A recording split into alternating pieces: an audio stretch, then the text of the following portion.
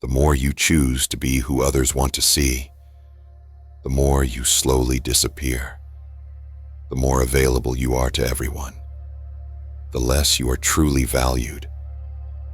You start breaking yourself into quiet little pieces, and with them, you lose your inner peace. When you're always ready for others, eventually, no one really sees you. Because when you're always there, you become invisible.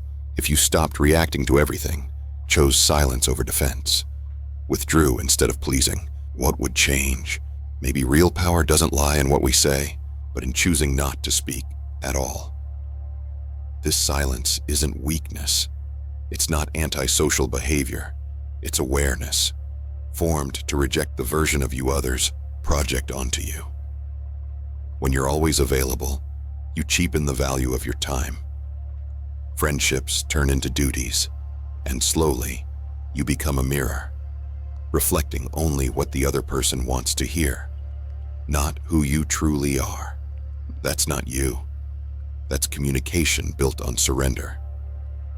Carl Jung once said, "Everything that irritates us about others can lead us to an understanding of ourselves." Every time you reply instantly, every time you explain yourself in an argument, every time you say yes when your heart says no, you give away a piece of yourself. And what replaces those pieces?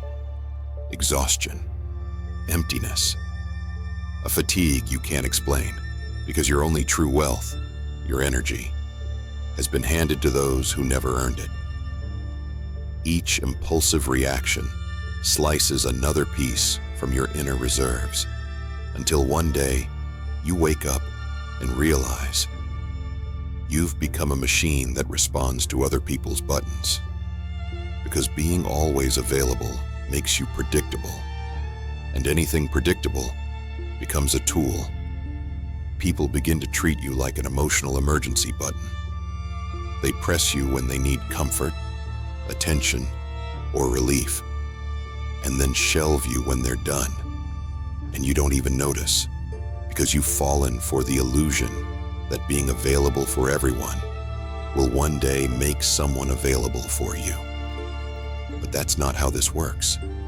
They will never stand where you stand. They will never let you shape the pace. They will label your silence as coldness. They will weaponize your distance. And when that happens, you'll question yourself.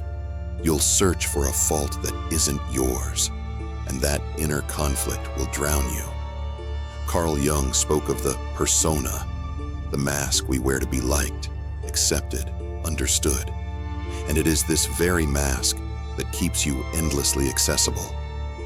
But silence isn't an escape. It's a shield. Because silence doesn't just quiet voices. It reveals relationships. You stop speaking, and suddenly, the other person confronts the chaos inside themselves. Your absence reflects their dependence, and that's when the roles collapse. The moment they realize they never truly knew you. Silence is not an explanation. It's a declaration of transformation. No one respects what they didn't fight to keep, and no one values what is always within reach. So now, stop and ask yourself, who truly deserves your time?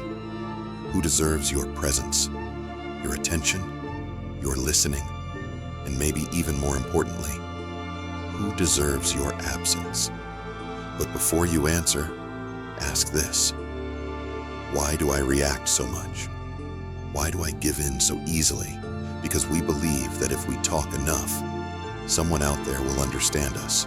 But the truth is, we're just afraid of facing silence. So we surround ourselves with noise. We talk to avoid the void.